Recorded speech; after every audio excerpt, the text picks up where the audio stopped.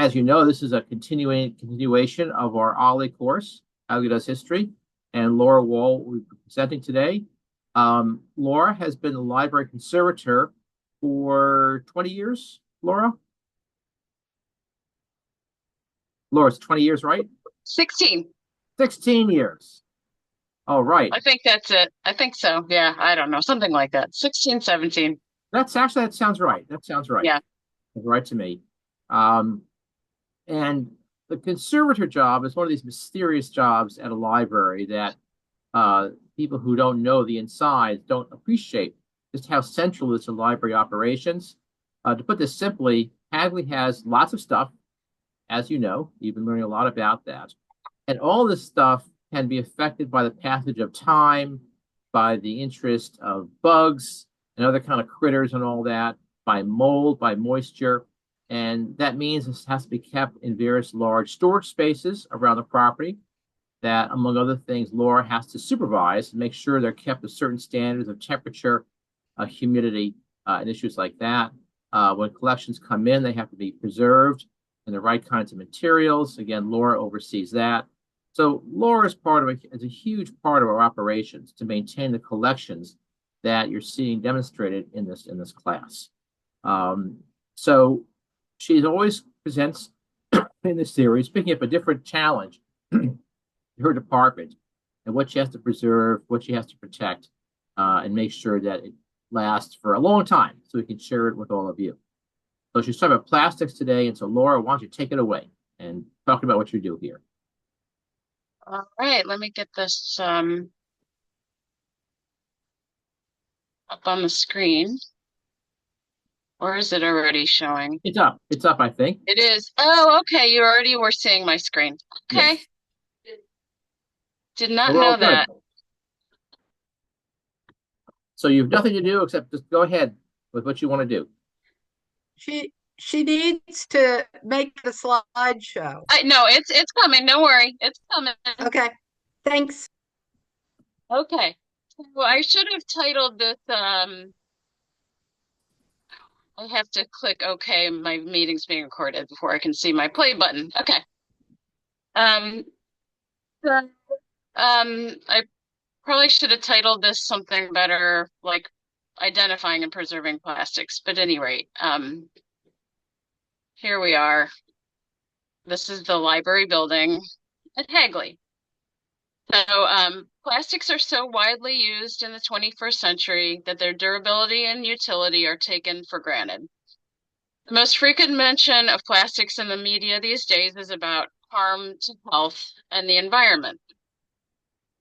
Conservators at cultural heritage institutions, however, hold a more nuanced view of plastics than the average person.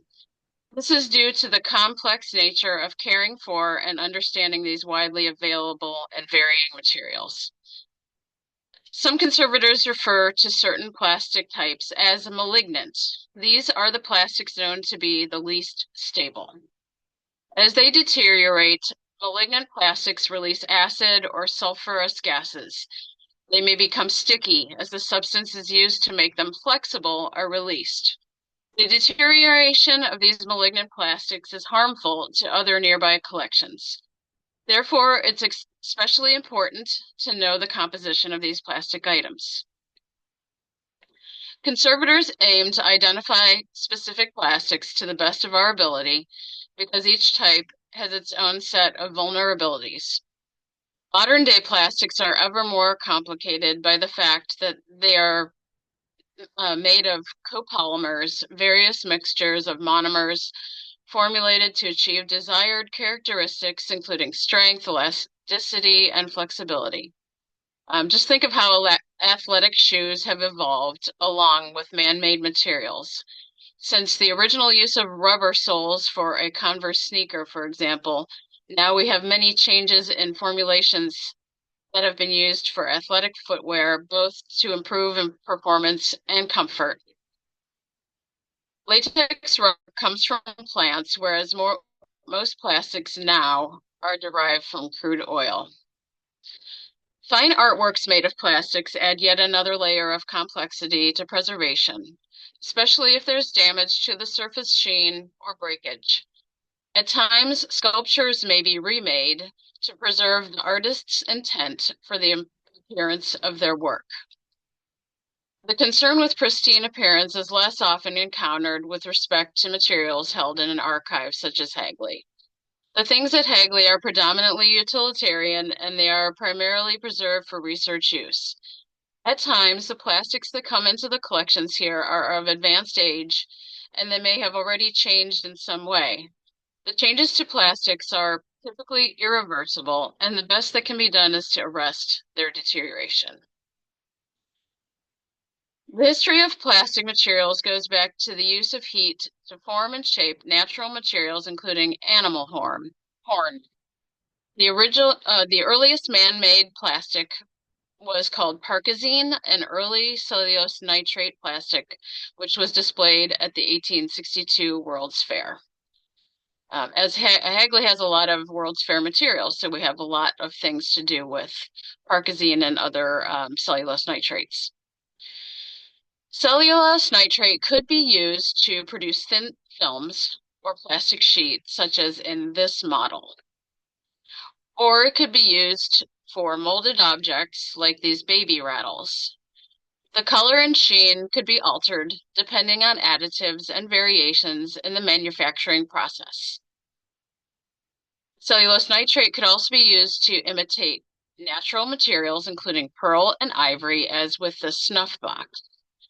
And the different additives, including pigments, often do impact the life or longevity of cellulose nitrate in particular.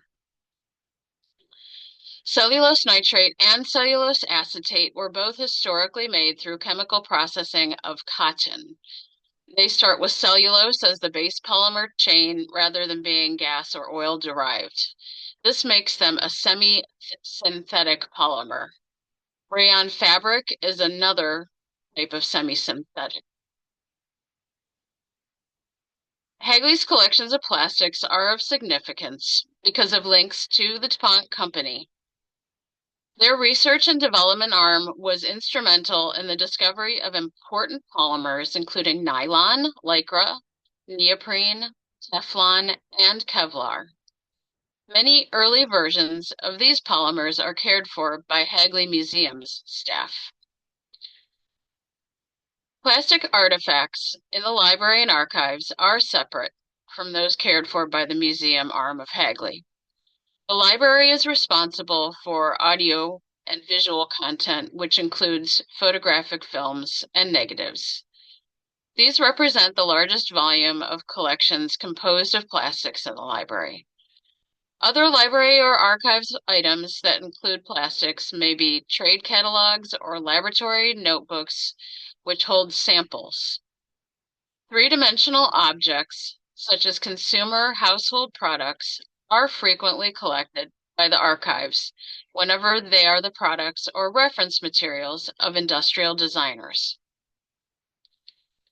Today I'll give an overview of the preservation issues and care of the photographic film materials at Hagley.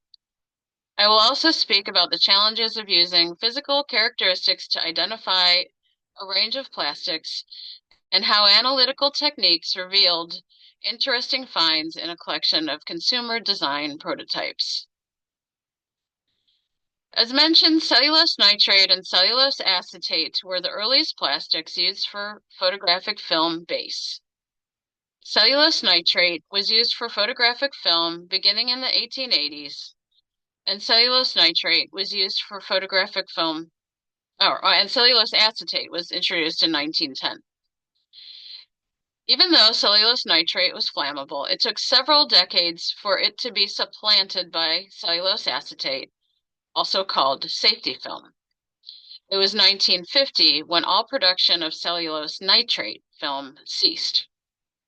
Even though cellulose acetate does not burn readily, it has its own problems with instability. Polyester film was first made in 1955. This is the only type of plastic used in photographic film which doesn't require storage in cold temperatures for long-term preservation. The cellulose acetate and cellulose nitrate films each have their own characteristic deterioration stages, but both release acidic vapors. These vapors can be irritating to the eyes and lungs. Cellulose nitrate may release nitric oxide and nitrogen dioxide. Cellulose nitrate film gradually will turn yellow. The silver image layer may become silvery with a rainbow sheen. As deterioration accelerates, the plastic becomes sticky and finally becomes brittle and turns to a powder. In the late 1980s, concerns over the flammability of cellulose nitrate film caused curators to duplicate or print the negatives and dispose of them.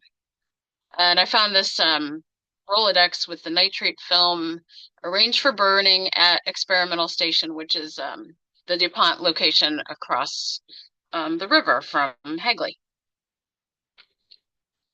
Cellulose acetate film smells of vinegar when its deterioration is accelerating. This is called vinegar syndrome, and it's caused by a release of acetic acid.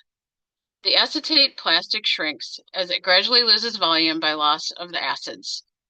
The gelatin side that contains the image will buckle, and it can crack when it detaches from the film base. This is called channeling. Bubbles may also form between layers of the film as gases evolve.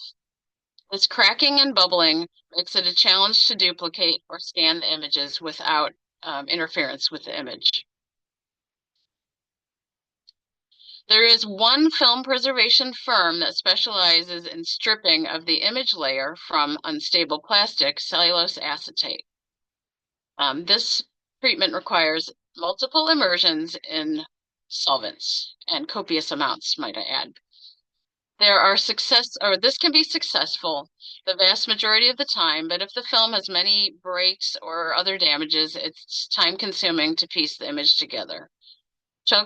Chicago Albumin Works is the name of the company who performs this type of work.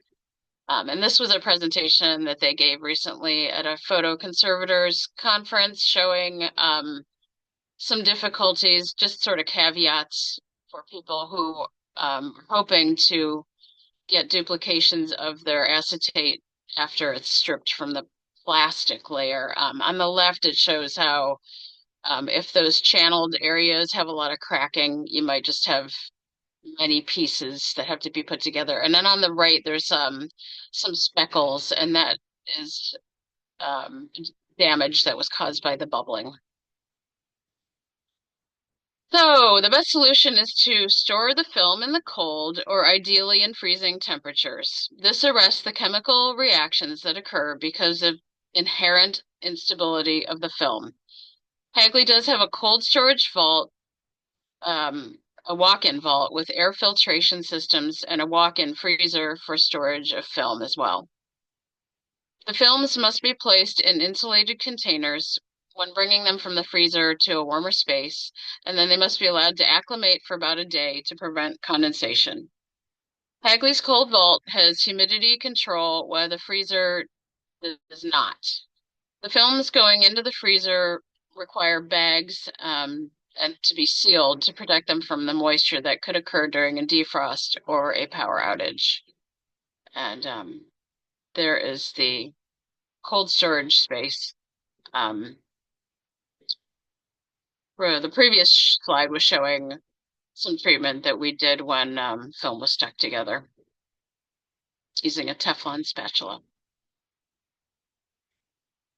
Industrial design is one collecting theme at Hagley. Papers and products from practitioners who created products of the 20th century, such as Raymond Loewy, Mark Harrison, Irv Coons, Marshall Johnson, and Thomas Lamb, are represented here.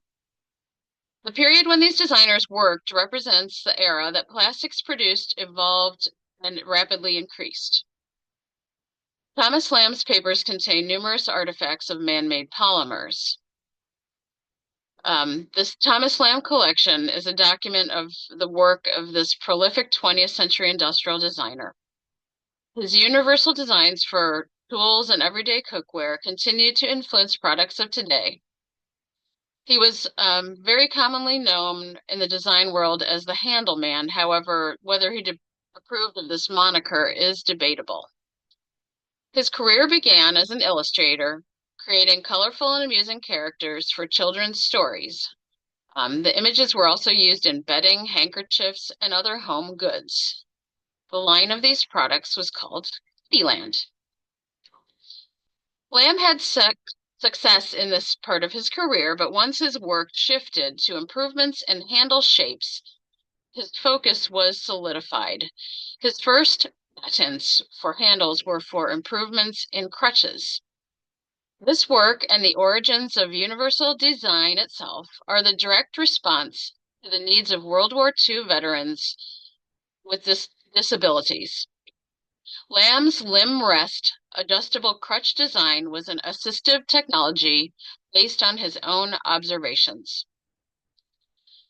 Probably the most successful and long-lived design created by Lamb was the Cutco wedge lock knife handle. He also developed ergonomic shapes for coffee pots, cooking pots, and luggage. After today, you may start to see some of his designs in places such as your own kitchen. Lamb's notebooks and lecture materials are also preserved at Hagley. They reveal a man driven to make all tools and hand-manipulated products more comfortable and easier to use. The evolution of a product's design can be experienced through visual and tactile study of Lamb's various handle-shaped prototypes. A few years ago, the Lamb handles were selected as a highlight for Archives Month, and this is a time when there's some show and tell for different institutions to bring their work to the public, the broader public, I guess. Prior to the special live event, the group of chosen handles were evaluated by conservation. At that time, some strong and repellent odors were experienced as they emanated from storage boxes. It was observed that some of the metal handles had surface corrosion and they were being stored in the same containers as plastics and wood pieces. Since wood is known to release acids similar to certain plastics, it should be stored separately from metals that can corrode. Some of the metal handles were quite heavy, and a test of the corrosion confirmed their identity as lead. This was concerning, and the plan to do full assessment was placed high on the priority list. Additionally, we've put notes for researchers in the reading room to always use gloves when handling three-dimensional artifacts to protect the user as well as the collection. A survey of the 3D artifacts in the Lamb collection was started with a review of the finding aid, which listed 56 linear feet of handles, including those for crutches, baggage, gardening tools, kitchen implements, and cutlery, as well as unidentified handles and printing plates. Oh, and don't forget machetes, tennis rackets, and golf clubs. You see, Thomas Lamb was laser focused on the shortcomings of generic handle designs. A general condition survey was completed in 2023 thanks to the help of our summer intern, Eleanor Lieberman. During the survey, I wanted to document conservation needs and storage container improvements, and I hoped to identify what types of plastics were present.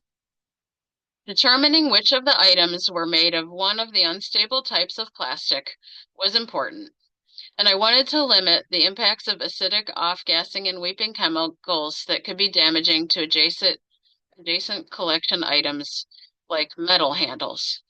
The same collection's storage space is also where manuscripts papers are housed, and this is a concern where acids might be released. The handle artifacts span the 1940s through the 1960s, a peak time for production of various new plastic materials.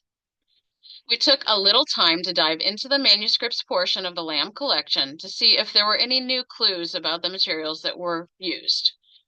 Unfortunately, we didn't find too much relevant information with limitations of the time that we had.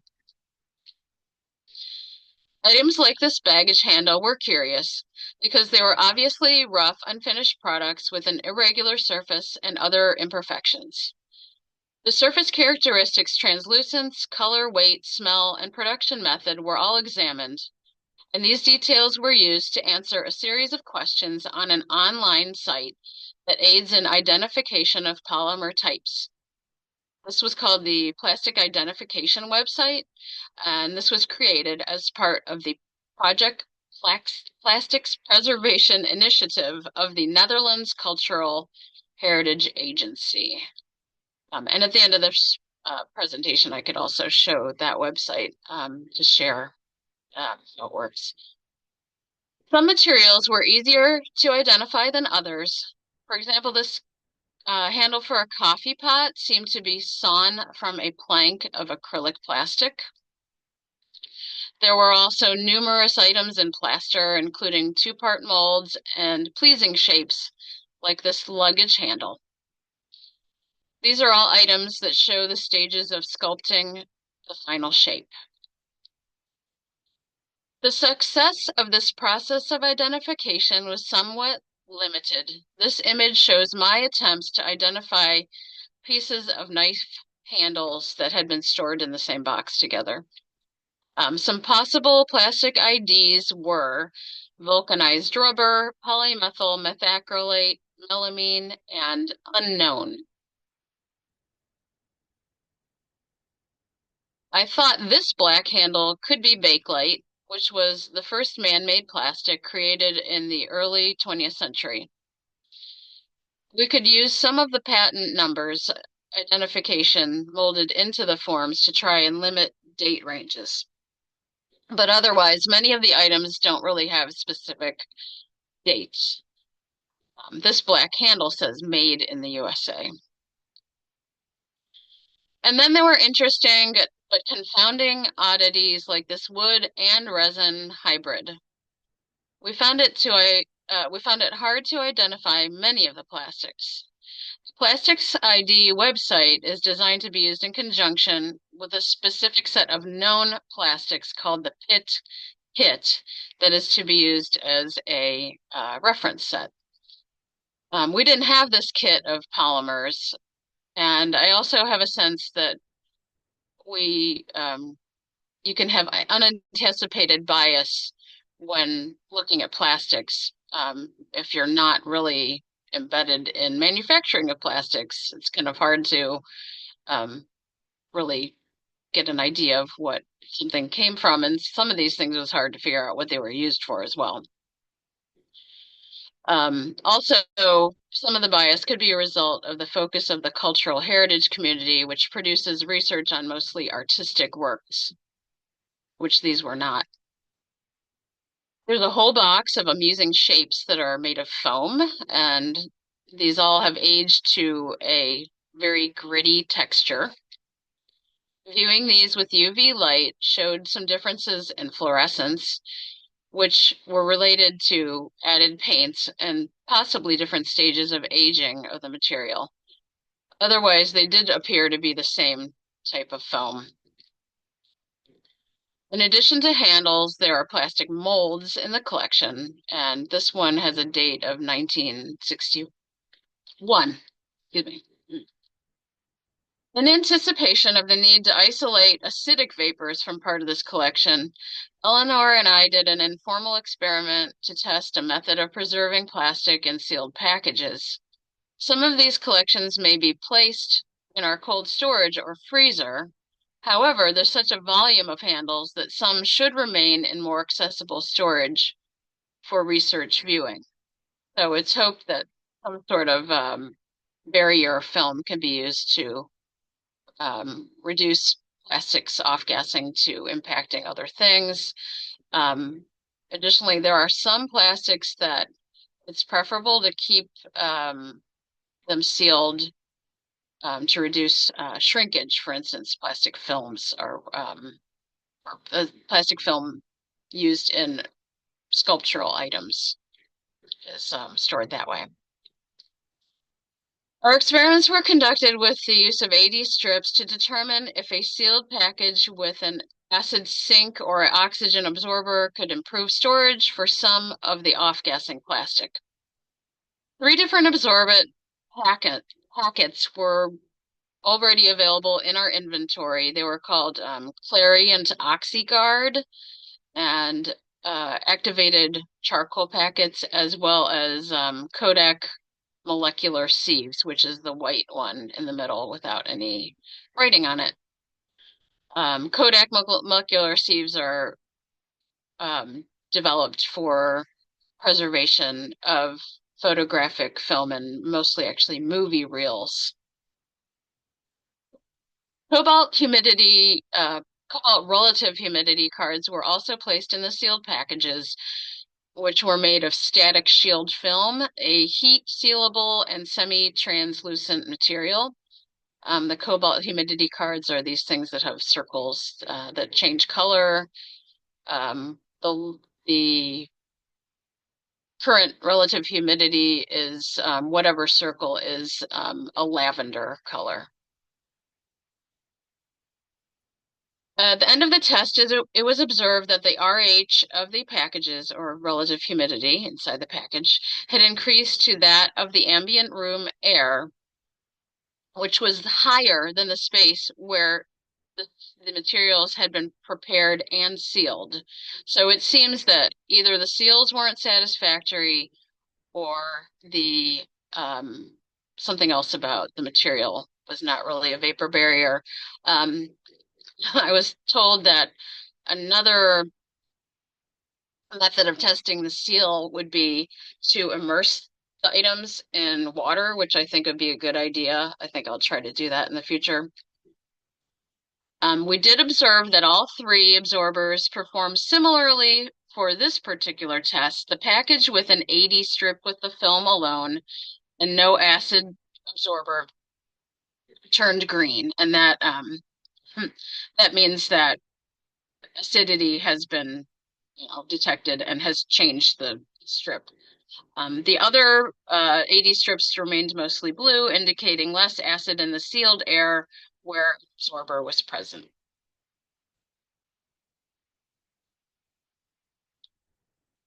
An OxyGuard did seem to perform slightly better, with less noted color change to the 80 strip. While any of the acid-absorbing packets could be effective for acetic acid vapors from cellulose acetate film, I don't really know which absorbent materials would be best for cellulose acid butyrate or other unstable plastics not typically used for photographic materials, because the 80 strips are developed for photographic material evaluation particularly.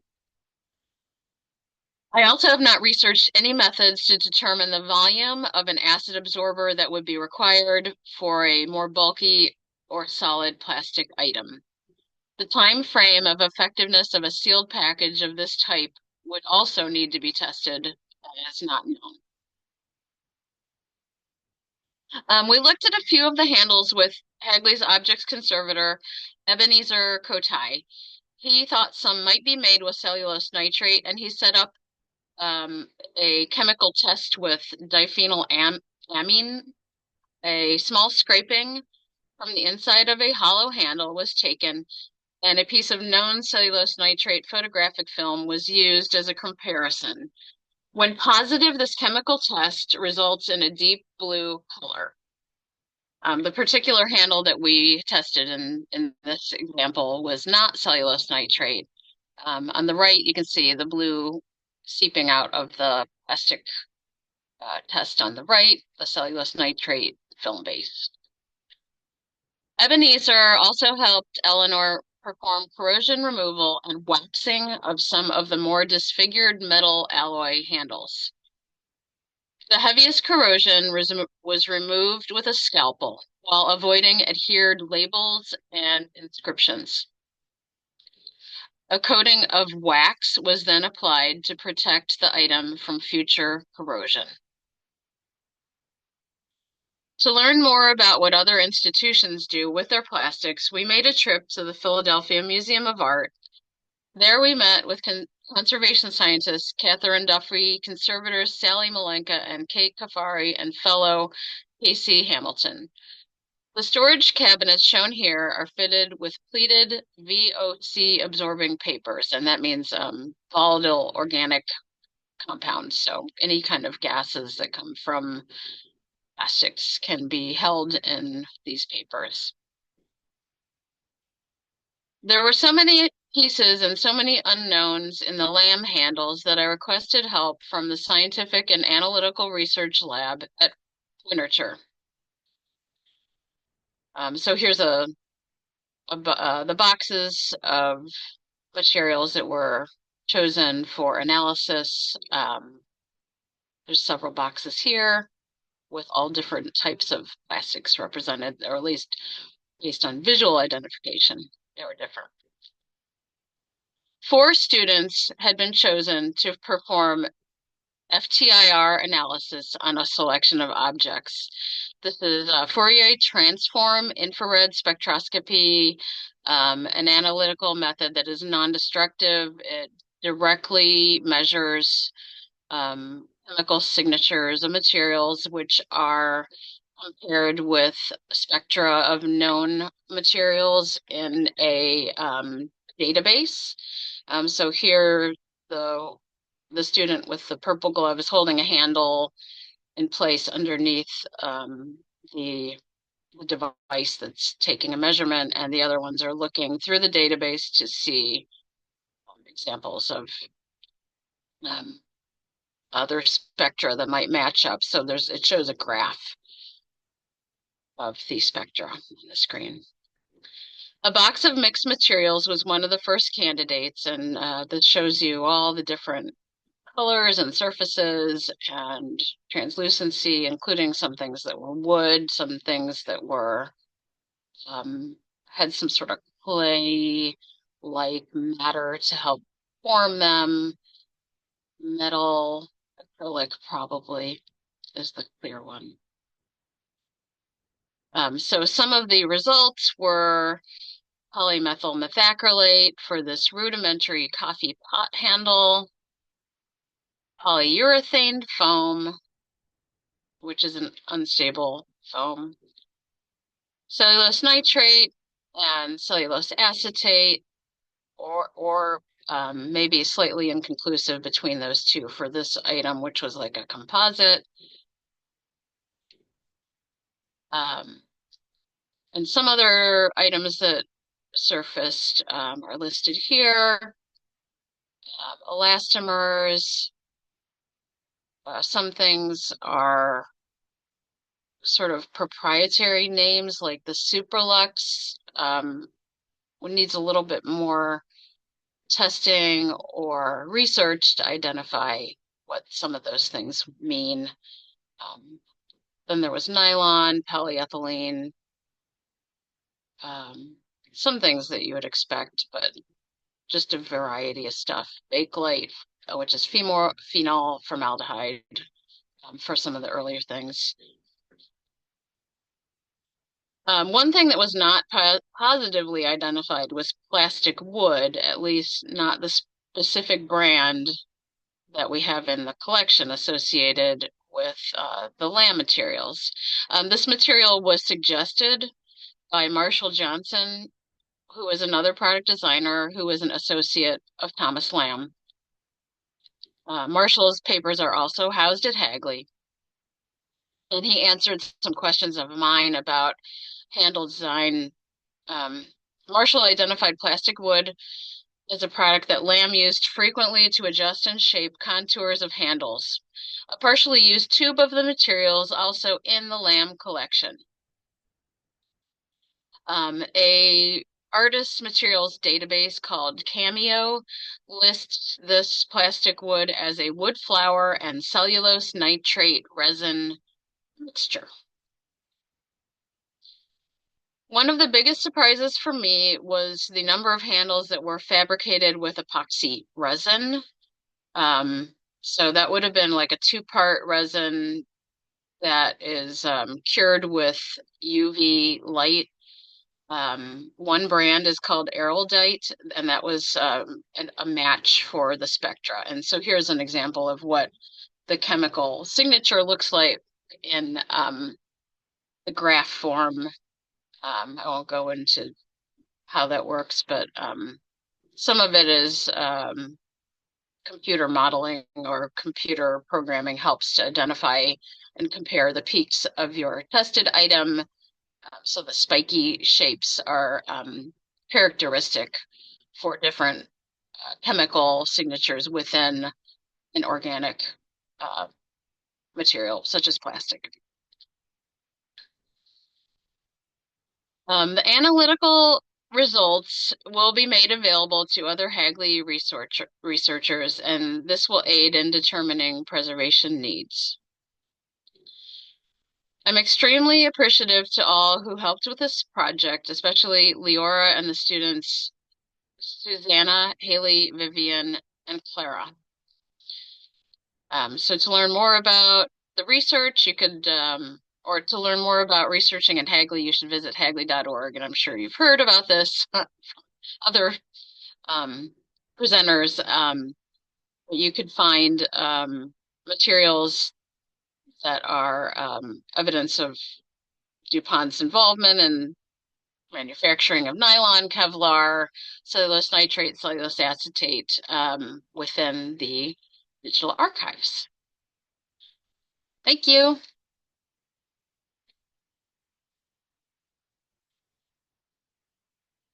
Sorry. Okay, so this was there's the thank you screen.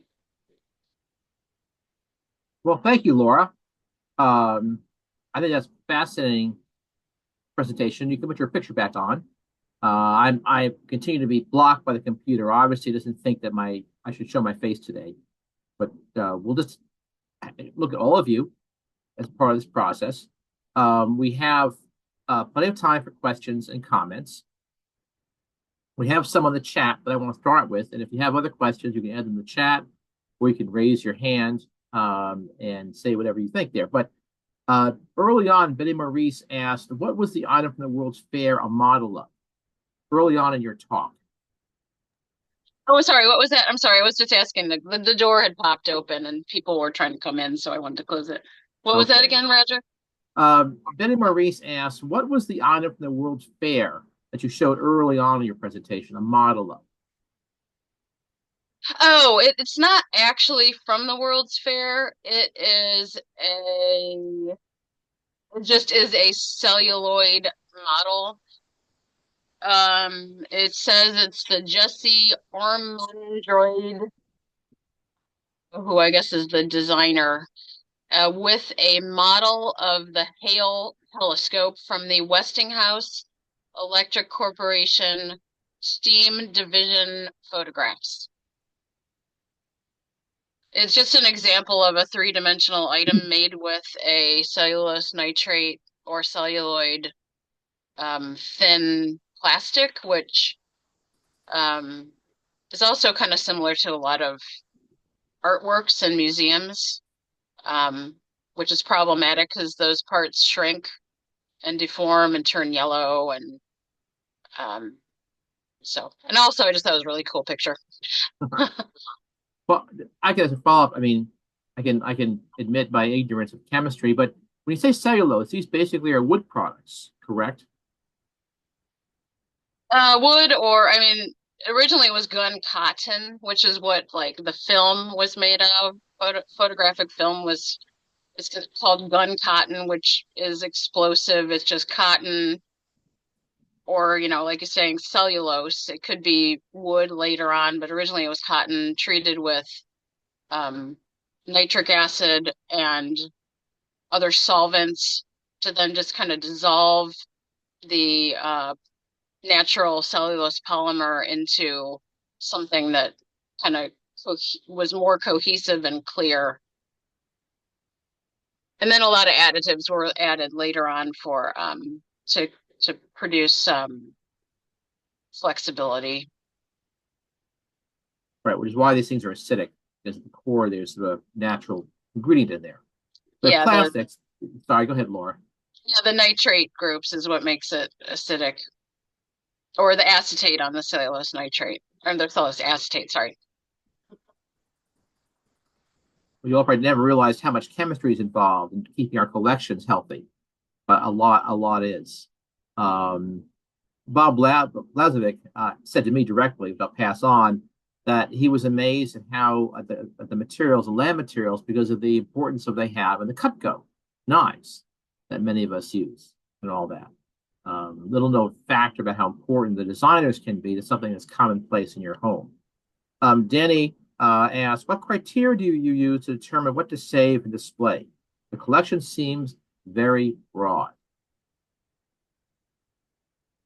Well, it's not really up to the conservators, so but we do have a collection management and collection development policies that help to identify things that we take in.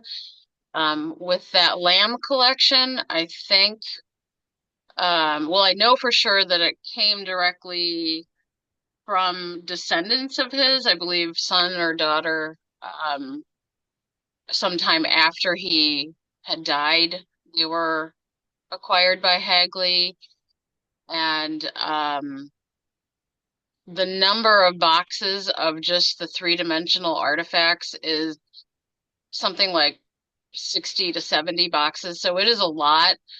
Um, and with these, I think it was important to keep all of them just because it was a full representation of all the different things that he was developing, whether they were finalized or not.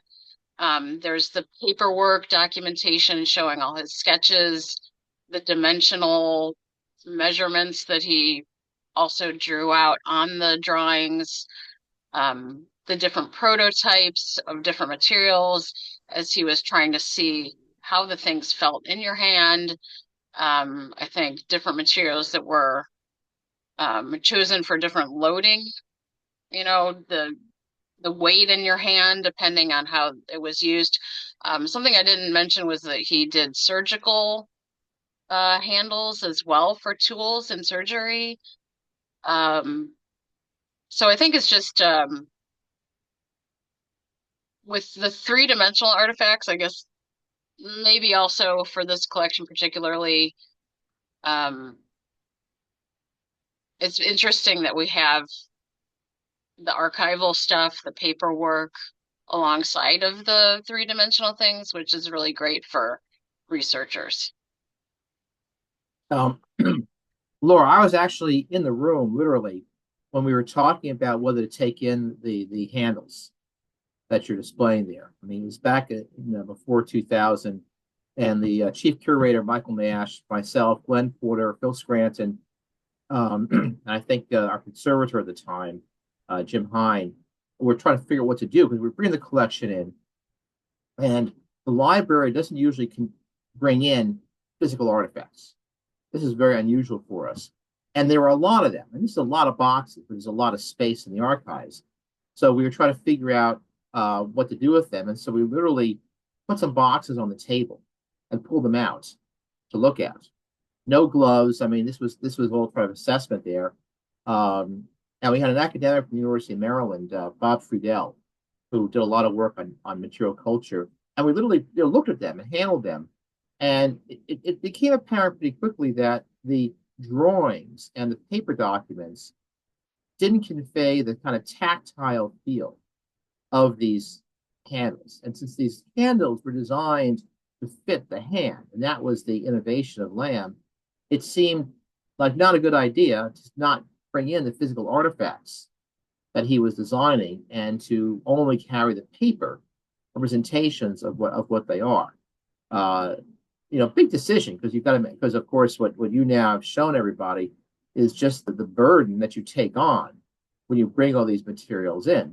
You can't just throw them in a box and bring them out every 20 years for someone to look at there. You got all this care and feeding because they were not meant to last. They were disposable examples of the work there. I mean, the Cutco knives that Bob mentions, of course, they're designed to last because they have to be washed. They're in your kitchen. So these, a lot of these are disposable, not intended to last. So they designed them for the feel of that. So this was very unusual that we did this, and we generally say no to artifacts. In this case, just because of the nature of the design, we did that. The other piece about this, which I think is interesting, is that a lot of these handles never went into production. There's a lot of failures in this collection there, and that also is unusual. Usually, when you get a collection from a business, you have the finished products. that are there. You don't have the raw materials that they are sort of the examples that they turn down. Um, we have a packaging collection like this where we have examples of advertisements and packaging that were never used. And there's surveys that went out to people to assess focus groups about which collections they want, which packaging they wanted to use there. And that can be really interesting to try to figure out the decision-making process and what the firm or designer is thinking about when they do that. So again, having the rejected handles, we thought was going to be particularly interesting to a designer. We recently had someone who just did some work in these materials, published an article about that, and she got into using some of the handles. Try to think about these things as a material artifact. And again, handles are, again, we don't necessarily think about this, but a lot of work goes into these prosaic things that we have around there. Buttons on a shirt, all these things that are carefully designed, size, texture, and all that by designers. And here we have a handle, unusual example of having this collection of handles rejected and accepted that shows the process that the designer went through. All right, that's my little speech here. Danny asks again, what is the plastics identification site that you referenced, the URL? Oh, right. Let's see. I can try to, oh boy, I should have pulled it up before, but I can try to find it and show it to you. It's, there's probably more than one if you like, we're trying to just Google something like plastics identification. Um, there's another one that's more like related to modern art materials, I believe. Um,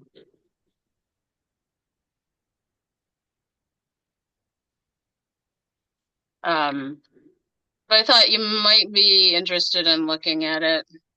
Um, more for just the descriptions of the different chemicals and products and to kind of browse examples than to actually utilize it. So let's see.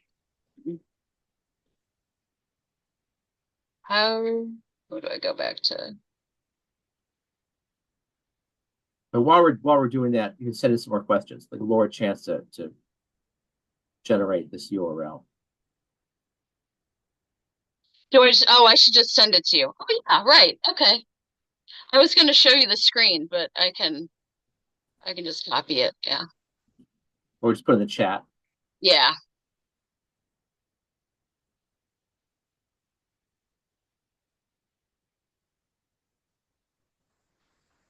There it There it is. is. Plastic identification tool. Fascinating. Yeah. Ben and It's Maurice have it's another. got some neat visual content as well. So if you like scroll down to if you go to the plastics thing and then kind of scroll down, it'll have alphabetical order examples of different plastics with a picture of variety of things made from that material. Fascinating. Ben and Maurice asks, do you have any records of the manufacturers of the handles? I imagine it's in there somewhere. I don't remember finding that specifically. I think Marshall Johnson may have mentioned something of that to me because of kind of as you kind of brought up a bit, Roger, was the fact that the things for kitchen tools, they have to be durable and they have to be able to go in the washing machine. So they were trying to make sure they had the right plastic that could, withstand repeated heating and hot water. Um, so whatever company was working on that, I think is probably listed in there. And there's probably others, but I have no idea. I don't remember. I mean, I guess Cutco is a manufacturer, I guess, is one of them because that's still around. Or the Cutco knife is still around. I don't know who technically makes it, but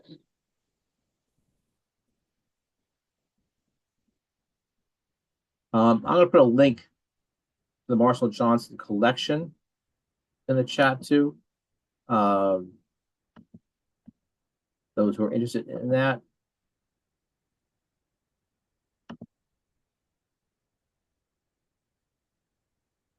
Right. And this was another, Marshall Johnson was another designer who is still living, and he did more with consumer products like blenders and um, more small electrics like drills, maybe I think hair dryers or curling irons, things like that, kind of electronic consumer goods.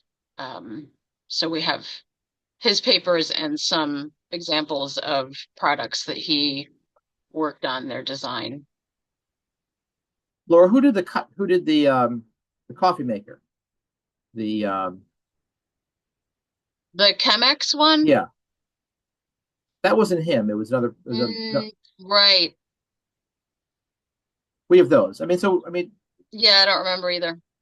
but we have some of these artifacts around, produced household artifacts of people who designed them, and it kind of goes with those materials. And so you end up having to worry about the care of those materials and how and they're the issue of conservation always is that the more control you want to have over the environment, the more expensive it is to do. I mean, humidity is something which we always have to struggle with because, as you know, the humidity around here varies. We're in the same humidity as you are. And so to control the humidity in these environments is expensive in terms of just the demand, electric demand, but also the kinds of machinery we have to control that. And if you have too much humidity in a storage area, you can get mold. And then you have just a crisis because the mold is alive and it will spread. So artifacts are challenging for that reason. Any more questions?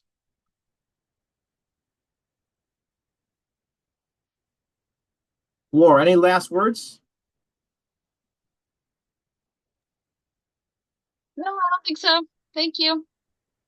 All right. Well, it's a sunny day, so you can take the last 15 minutes of class off and go outside and enjoy the weather. And we will look forward to seeing you next week, next class of Hagley Does History. Thank you all for coming. Thank Bye. you. Everybody. Thank you.